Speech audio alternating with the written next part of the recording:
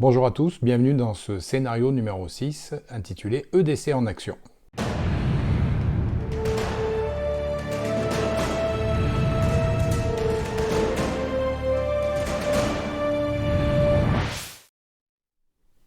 Comme d'habitude, avant de poser donc, les règles du scénario numéro 6, on va revenir sur le scénario précédent, à savoir le scénario numéro 5 qui s'intitulait Point de rassemblement.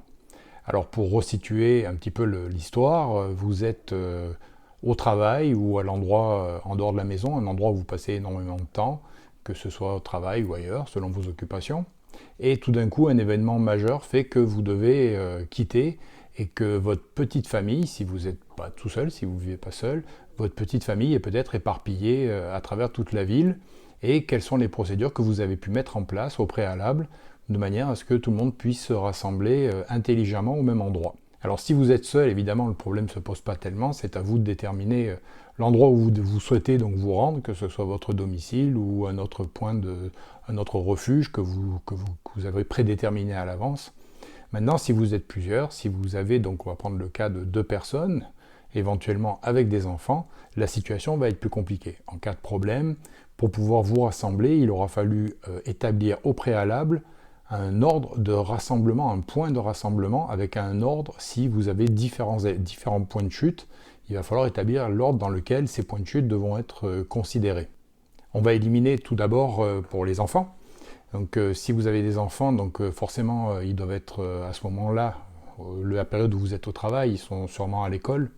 Donc ça va être à vous de déterminer avec l'école, avec le club de sport, si on parle d'activités parascolaires, les procédures qui sont établies, à savoir en cas de problème, est-ce que les enfants doivent rester à l'école, si l'école n'est plus capable de les garder en sécurité, est-ce qu'il y a un autre point de rassemblement qui est déjà prévu dans un édifice voisin ou dans un centre commercial, un gymnase, etc. Donc tous ces points-là sont à déterminer maintenant, quand tout va bien, de manière à ce que vous sachiez exactement où vont se trouver vos enfants en fonction de la situation. S'il s'agit d'une salle, d'un cours de judo, de karaté ou de macramé, voir également avec le professeur quelles sont les procédures qui sont déjà préétablies. À ce moment-là, il est important que les enfants sachent que, quoi qu'il se passe, ils doivent obéir donc aux gens qui vont gérer cette évacuation. Ils doivent rester là et attendre que vous puissiez éventuellement venir les chercher. Donc de ce côté-là, c'est assez simple à gérer. Par contre, à vous de déterminer, donc si vous êtes en couple avec votre conjoint, de déterminer quelle est la personne qui va s'occuper d'aller chercher les enfants. Vous pouvez partir sur une base assez simple, à savoir que celui qui est le plus près de l'école, par exemple, quand il est à son travail, aura la responsabilité d'aller chercher l'enfant. Si vous avez plusieurs enfants dans plusieurs écoles, peut-être que le deuxième conjoint, la deuxième personne du couple, ira chercher un autre enfant qui se trouve dans une autre école, où la situation peut être différente quand c'est des activités parascolaires en dehors des heures standards de cours. Maintenant, au niveau du couple, quelle est la procédure à établir ? Eh bien, vous avez naturellement tendance à imaginer que s'il devait y avoir un problème, vous allez essayer de retourner chez vous. Alors, il est important de prédéterminer cette action avec votre conjoint, à savoir que, quoi qu'il se passe, le point de rassemblement numéro 1, ça va être le domicile. Il est important que les deux donc, se dirigent vers le domicile et restent au domicile. Le premier arrivé devra attendre l'autre. Il n'y a rien de pire que d'être à deux, à se chercher, et puis à repartir à la recherche de l'autre, etc. On peut se croiser pendant une éternité sans jamais se retrouver. Donc le premier qui arrive au point de rassemblement va rester à ce point de rassemblement, laissant tout le temps nécessaire au deuxième, qui peut connaître un parcours beaucoup plus difficile, va lui laisser le temps nécessaire de se rendre lui-même aussi au point de rassemblement numéro 1. Maintenant, la situation peut être compliquée et il est peut-être impossible de rester ou de se rendre au point de rassemblement numéro 1. À ce moment-là, vous aurez prédéterminé à l'avance un point de rassemblement numéro 2. Dans l'éventualité où le point de rassemblement numéro 1 ne fonctionne pas, la personne qui va arriver la première se rendra directement au point de rassemblement numéro 2. La personne qui va arriver en deuxième, se rendant compte qu'il est impossible que la personne se trouve au point de rassemblement 1, va aller naturellement au point de rassemblement 2. À vous de prédéterminer à l'avance où se situent ces points de rassemblement qui doivent être normalement non pas au milieu des bois, mais le domicile de quelqu'un de la famille ou d'un ami proche, ou un refuge dans les bois, une cabane, quelque chose que vous connaissez, qui vous offre quand même un minimum de confort et un minimum de sécurité face à la situation, face aux intempéries. Maintenant, dans cette situation, il pourrait être utile que la personne qui décide donc de ne pas rester au point de rassemblement 1 parce qu'il est impossible de s'y maintenir, ce serait intéressant que cette personne puisse laisser un message à la personne numéro 2 quand elle va arriver et ne trouvera pas la personne 1 au lieu prédéterminé. Pour ça, on va utiliser quelque chose qui est très ancien, qu'on appelle des boîtes aux lettres mortes. Alors une boîte aux lettres morte, c'est quoi? C'est simplement un endroit où vous allez pouvoir laisser un message à une personne qui va le récupérer par la suite, ce qui permet de ne pas avoir besoin d'une rencontre temporelle, d'être au même endroit en même temps, mais ça permet de communiquer quelque chose à quelqu'un. Donc si vous devez par exemple ne pas rester au point de rassemblement numéro 1 parce que c'est tout simplement pas sécuritaire ou parce que c'est pas possible, vous pouvez utiliser donc une boîte aux lettres morte, on va dire une boîte aux lettres, dans laquelle vous allez laisser un message pour la personne numéro 2, quand elle va arriver sur le point de rassemblement numéro 1, voyant que vous n'êtes pas là, elle pourra se rendre à la boîte aux lettres et recueillir le message qui lui donnera les indications sur la direction que vous avez prise. Alors c'est intéressant parce que dans le cas où vous ne pouvez pas suivre le schéma point de rassemblement 1, point de rassemblement numéro 2, la boîte aux lettres au point de rassemblement 1 va permettre de donner une indication précise sur la décision que vous avez prise et à quel endroit vous allez vous diriger et puis à quel endroit vous allez sûrement rester. Il est important de considérer que le message que vous allez laisser dans votre boîte aux lettres morte ne doit pas être un message trop explicite. Vous ne devez pas donner une adresse, votre nom, etc. Vous devez au contraire donner des informations qui sont compréhensibles que par la personne, que par votre conjoint, la personne qui va lire ce message. Donc par exemple, de dire que vous allez chez vos grands-parents ne donne pas d'indication, mais permet à votre conjoint ou votre conjointe de savoir, connaissant l'adresse, de se rendre à l'endroit. Il est important aussi de noter le jour et l'heure, de manière à donner un repère temporel à la personne pour savoir que si vous avez laissé ce message il y a 10 minutes, vous n'êtes peut-être pas très loin. Si vous l'avez mis il y a 24 heures, vous êtes sûrement déjà arrivé. Il est important que ce message soit laissé dans un endroit qui soit relativement discret, si possible près de votre domicile, si vous avez pris votre domicile comme point de rassemblement numéro 1, sans être trop près non plus. Si c'est la jardinière à l'entrée de la porte, à l'entrée de la maison, à côté de la porte, eh bien, vous pourrez peut-être pas vous rendre jusque-là, et donc la personne qui va vous suivre ne pourra pas aller lire le message. Donc, un petit boisé avoisinant, quelque chose qui a été prédéterminé, caché dans un muret de pierre ou dans le creux d'un arbre, ou quelle que soit l'option que vous choisissez, mais quelque chose de bien connu et de facile à retrouver, et relativement discret, relativement à l'abri des regards des autres au moment où vous allez mettre votre message et au moment où la personne va venir le chercher. Cette boîte aux lettres morte pourrait être remplacée aussi par un message que vous allez peindre, écrire ou dessiner sur le mur de votre maison, par exemple à l'intérieur de la maison, où vous allez pouvoir donner des indications à votre conjoint ou conjointe qui va arriver après vous, en lui disant « Je me suis rendu chez Robert, il est 14h22 et on est jeudi 23 mars ». Alors en établissant un plan comme ça, qui vous donne donc un point de chute, couplé à un deuxième point de chute, avec un système de communication par boîte aux lettres morte, avec des enfants qui connaissent exactement la procédure, ce n'est pas la peine. Vous pouvez développer le sujet et puis créer plusieurs points de rassemblement supplémentaires. Vous pouvez compliquer énormément la chose, mais ce n'est pas forcément la peine. Le but est que la procédure soit simple et compréhensible et retenue par tous. Donc plutôt que d'essayer d'avoir 5, 6 ou 7 points de chute différents qui font qu'au moment où le problème pourrait arriver, vous serez dans l'incapacité de vous rappeler si le 5 était avant le 7 ou le 3 après le 7. Donc vous allez vous retrouver à quelque chose qui devient incompréhensible et que plus personne ne va maîtriser. Autant rester simple et avoir déjà un petit plan de points de rassemblement, petit, bien compris et bien appliqué par tout le monde, plutôt que d'avoir une espèce d'usine à gaz avec des points multiples et des options à l'infini, et d'avoir quelque chose qui finalement ne sera pas utile.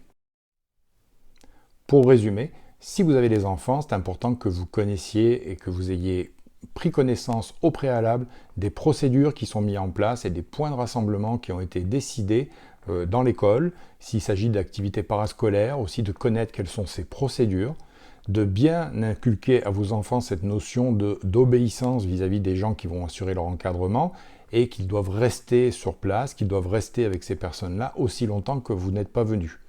Au niveau du couple, déterminer qui va s'occuper de qui va chercher quel enfant et à quel endroit, et selon l'activité, que ce soit à l'école ou quand il va faire de l'équitation. Maintenant, au niveau du couple, les rassemblements, les points de rassemblement, déterminer un point de rassemblement numéro 1, qui généralement va être votre domicile.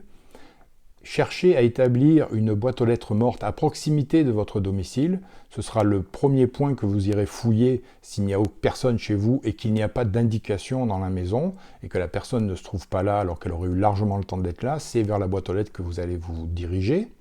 Et enfin, déterminer un deuxième point de rassemblement qui sera à considérer à partir du moment où il n'y a personne dans la maison et qu'il n'y a rien dans la boîte aux lettres morte. Donc avec ces deux points de rassemblement, normalement, en ayant deux points suffisamment distants l'un de l'autre, vous ne devriez pas être victime du même phénomène aux deux endroits. Donc vous avez de fortes chances de réussir à vous retrouver et de vous retrouver dans un endroit sécuritaire. En établissant un plan simple comme ça, et en l'inculquant à la famille, vous êtes certain que tout le monde s'en rappellera et que dans une situation de stress, une situation d'urgence, il sera respecté et qui vous permettra normalement, si tout va bien, de vous retrouver assez facilement en prenant en considération le fait que n'ayant peut-être plus de véhicules, n'ayant peut-être plus de transport en commun, les temps de trajet peuvent être beaucoup plus longs et que celui qui y arrivera quelque part devra attendre et attendre peut-être beaucoup plus longtemps que ce qu'il le souhaiterait, que les autres arrivent, que les autres membres de la famille arrivent et que le clan se reconstitue. Voilà, sans plus attendre, on va passer donc au scénario numéro 6, EDC en action. Alors, toujours pareil, je vous rappelle que vous pouvez suivre le scénario en expérience de pensée, c'est-à-dire fermer les yeux dans votre fauteuil et puis imaginer que vous soyez en train d'accomplir les actions auxquelles vous pensez. Mais sincèrement, je vous conseille plutôt d'y aller et de le faire, ou du moins de le simuler, pour vous rendre compte de la réalité ou pas de ce scénario quand on le met en action.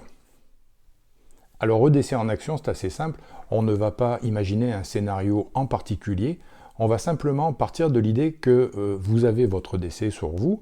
On a suffisamment évoqué le sujet pour savoir que normalement vous devriez avoir un EDC qui est en rapport avec vos activités, avec votre vie de tous les jours. Que vous soyez bûcheron au fin fond des bois, vous n'aurez pas forcément le même EDC que celui qui travaille en informatique en centre-ville. Mais malgré tout, si vous avez un EDC, il devrait servir à certaines choses. Il y a certaines choses de base qu'on devrait retrouver.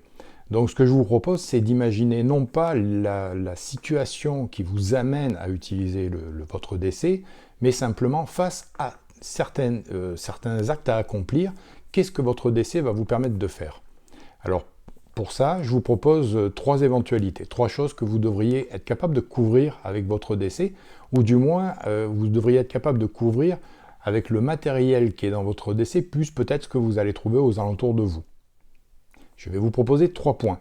Suite à un événement qui fait que vous êtes en situation où vous devez vous débrouiller, vous avez uniquement votre EDC alors que vous étiez derrière votre ordinateur ou au fin fond des bois, et dans le déplacement, dans le mouvement, dans le retour à la maison, ou quelle que soit la situation, vous venez de vous blesser. Donc vous vous blessez, une entaille sur la cuisse, une entaille de 5 cm, on ne parle pas d'hémorragie, on parle d'un petit saignement, une zone un peu douloureuse.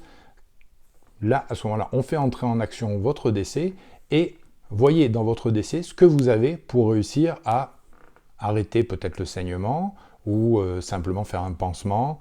À vous de voir. Vous venez de connaître cette situation, quelle va être votre réaction et que comporte votre EDC qui va vous permettre de réagir. Alors s'il y en a un qui parle de garrot, évidemment, je vais l'envoyer dans sa chambre. Hein. Donc, deuxième point, on va être en situation complètement différente. Vous êtes avec votre EDC dans la nature et vous devez faire un feu avec ce que vous avez dans votre EDC. Manque de chance, il a plu, tout est mouillé, donc autour de vous, le bois est mouillé, tout ce que vous pouvez trouver est mouillé. Est-ce que vous avez ce qu'il vous faut pour être capable de démarrer un petit feu? Et enfin, troisième point, celui-là peut-être un peu plus hardcore pour certains, avec votre EDC, alors que vous êtes dans les bois ou que vous êtes où vous voulez, vous allez essayer de fabriquer un filtre pour filtrer de l'eau. c'est-à-dire ce que vous avez sous la main, et peut-être, vu que vous êtes dans la campagne, peut-être que vous allez ramasser certaines choses qui vont vous permettre de vous aider à fabriquer un filtre. Donc voilà 3 petits points à essayer de travailler avec votre décès de tous les jours. Alors ne trichez pas en ajoutant des choses de dernière minute, mais prenez votre décès tel que vous le transportez tous les jours, ce que le décès peut-être de ville que vous avez, ou un décès de campagne, ou prenez celui qui vous intéresse, celui que vous voulez, ou essayez avec les deux, ou avec les 3 si vous en avez plusieurs. Essayez donc de couvrir ces 3 points. Une petite blessure sur laquelle vous voudriez être capable de mettre suffisamment de pansements ou de bandages de manière à ce qu'elle ne s'infecte pas, qu'elle soit peut-être moins douloureuse, mais comme je le rappelle, on ne parle pas d'une hémorragie, donc n'allez pas poser un garrot. Deuxième option, deuxième point à faire évoluer sur votre décès, donc d'essayer à partir de tout ce qui peut être autour de vous dans les bois, et en étant mouillé, de faire partir un feu, et un feu qui va fonctionner correctement, qui vous permettra peut-être simplement de vous réchauffer ou de vous éclairer, sans pour autant parler de faire le feu pour manger, etc. Et enfin, troisième point, pour les plus téméraires, comment réussir avec ce que vous avez dans votre décès? Est-ce que vous avez l'option, la capacité, les connaissances pour être capable de vous produire un filtre à eau, pour être capable de vous sortir une petite quantité d'eau, non pas pour vous laver et laver la voiture, mais simplement pour boire un coup, pour essayer de vous réhydrater, puisque peut-être que vous avez marché pendant longtemps. Donc simplement prenez votre décès et voyez si vous êtes capable de couvrir ces 3 points. Et peut-être que dans la prochaine vidéo, prochain scénario, quand on apportera un peu les points de réponse, vous allez faire évoluer votre décès avec pas grand-chose, mais des points qui vont vous permettre donc de répondre à ce genre de situations qui sont relativement basiques, même si un EDC peut servir à beaucoup de choses et être très spécifique selon son porteur. Donc je vous laisse là-dessus, je vous laisse travailler. Laissez-moi en commentaire donc les solutions que vous avez pu trouver. Et puis on se revoit très bientôt. J'en profite encore pour dire un grand merci à tous ceux qui sont abonnés sur la chaîne. Merci à ceux qui sont là depuis le début, à tous les fidèles. Et puis un grand merci à mes abonnés Patreon. Et on se retrouve très bientôt pour la suite de nos aventures. Merci à tous. Au revoir.